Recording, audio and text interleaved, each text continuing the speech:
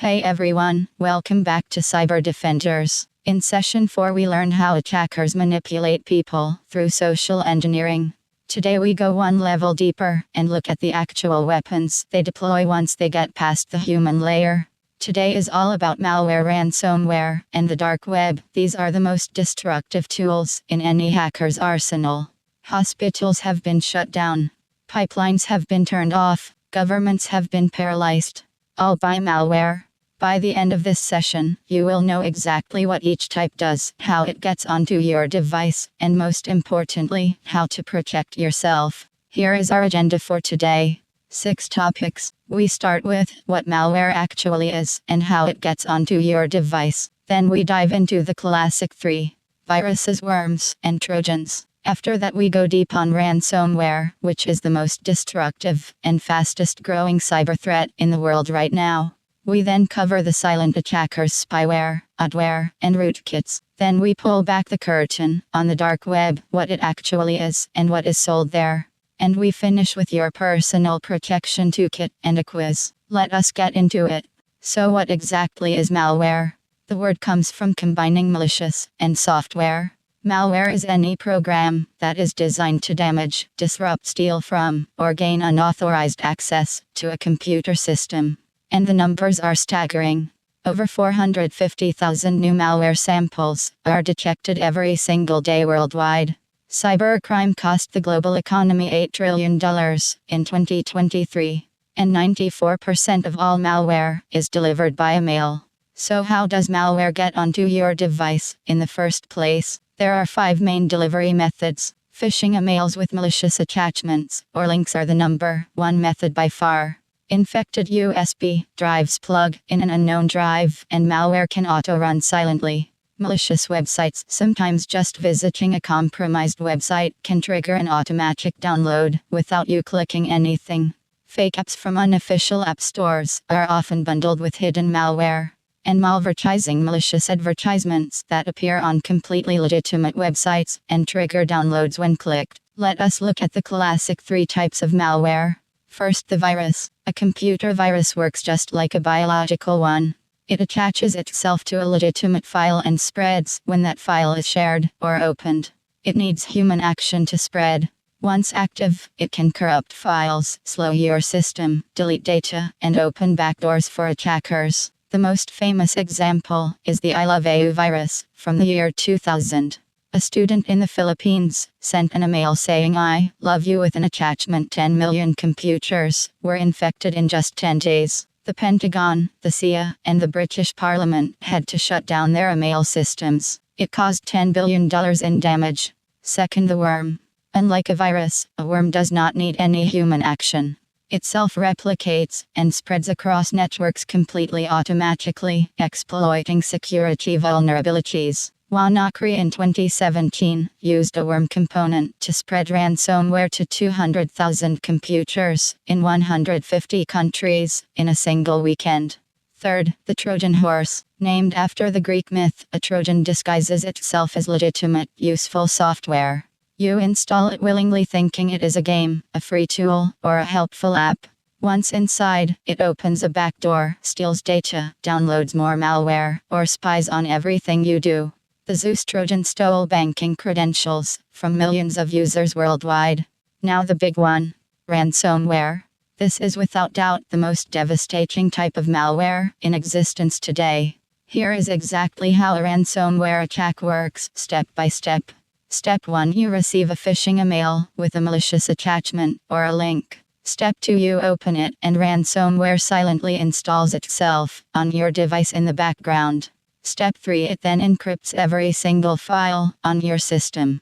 Your documents, photos, videos, work files, everything becomes completely locked and inaccessible. Step 4: a ransom note appears on your screen. It says something like, "Pay $500 in Bitcoin within 48 hours or lose everything forever." Step 5, and this is the brutal part: even if you pay, there is absolutely no guarantee you get the decryption key back. You might pay and still lose everything. 2 real-world examples that show how serious this is. The WannaCry ransomware attack in 2017 crippled NHS hospitals across the UK. Doctors and nurses could not access patient records. Surgeries were cancelled.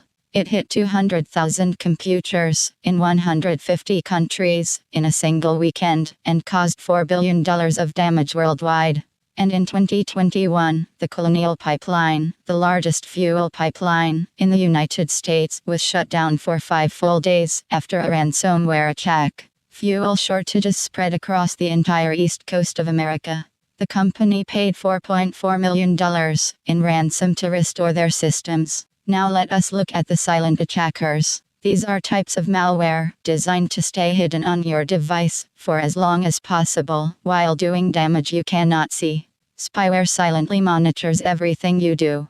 Your keystrokes, your passwords, your browsing history, and in some cases it can even access your camera and microphone.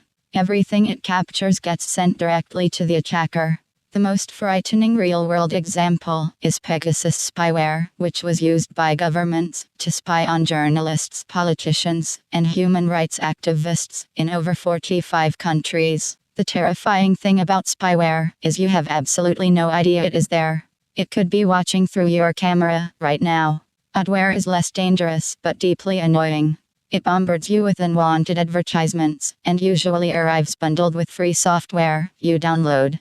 The fireball Adware hijacked 250 million browsers worldwide in 2017 to redirect search results and inject ads. It can also redirect you to malicious websites disguised as ads. Rootkits are the most dangerous of the three.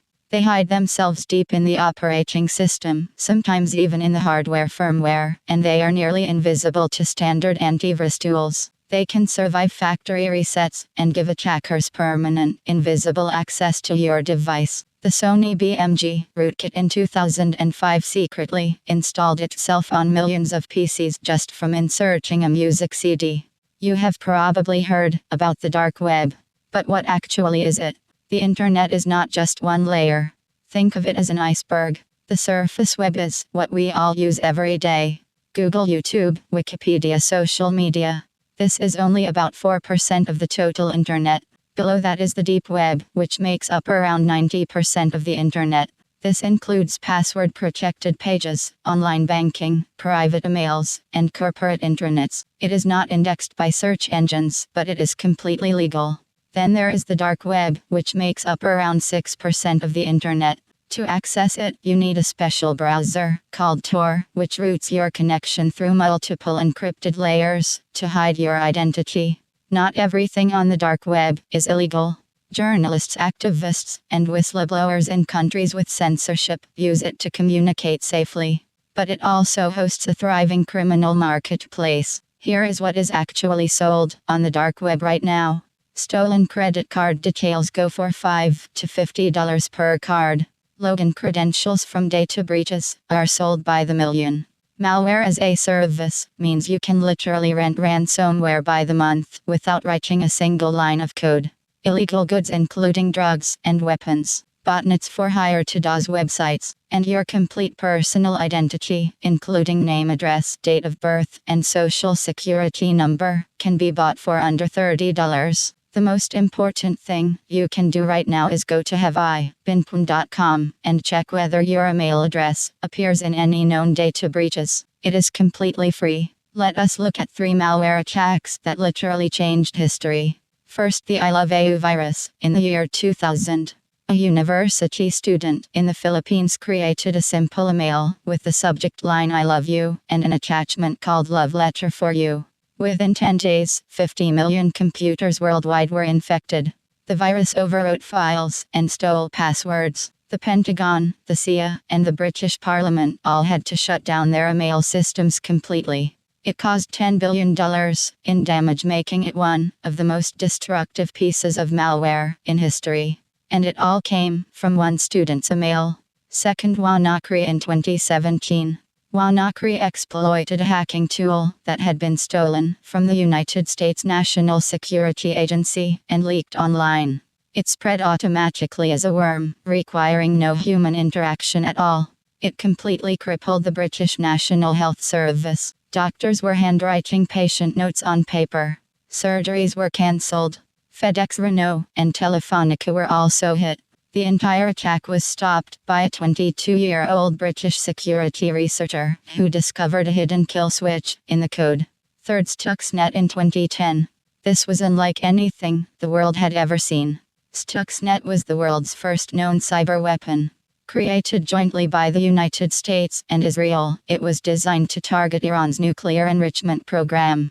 It infected industrial control systems and physically destroyed over 1,000 uranium enrichment centrifuges from the inside, without anyone knowing for months. Malware had crossed the line from the digital world into the physical world.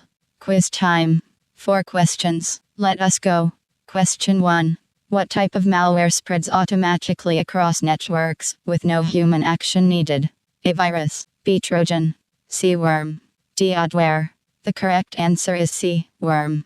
Unlike viruses which need you to open or share a file, worms self-replicate and spread entirely on their own. Question 2. Ransomware holds your files hostage by doing what to them? A. Deleting them. B. Encrypting them. C. Uploading them. D. Renaming them. The correct answer is B. Encrypting them. Ransomware uses strong encryption to make your files completely inaccessible without the decryption key. Question 3. Which type of malware hides deep in the operating system and is nearly impossible to detect or remove? A. Adware. B. Spyware. C. Rootkit. D. Worm.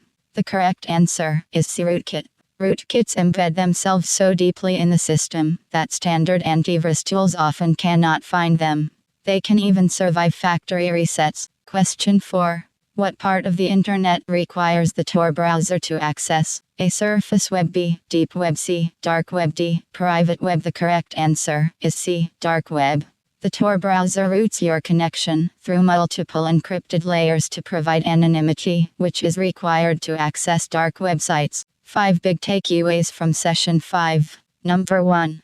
Malware comes in many forms. Viruses need human help to spread by sharing files. Worms spread entirely on their own by exploiting network vulnerabilities. Trojans disguise themselves as safe, useful software and attack from the inside. Number 2. Ransomware is the most destructive type of malware today. It encrypts all your files and demands payment with no guarantee of recovery. The NHS, the US fuel pipeline, and countless hospitals and governments have been paralyzed by it. Number 3.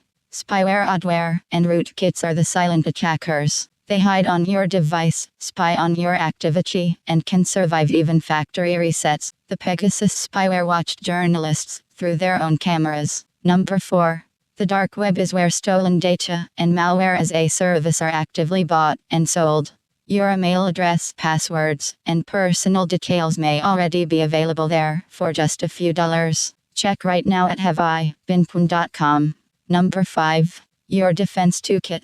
Always keep your operating system and software updated. Most malware exploits unpatched vulnerabilities. Use a reputable antivirus. Never open unexpected email attachments. Back up your data regularly, ideally offline.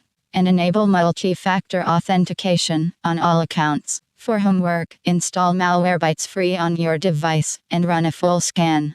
It is free, and it might surprise you with what it finds. See you in session 6 where we go deep on network attacks. Stay sharp, cyber defenders.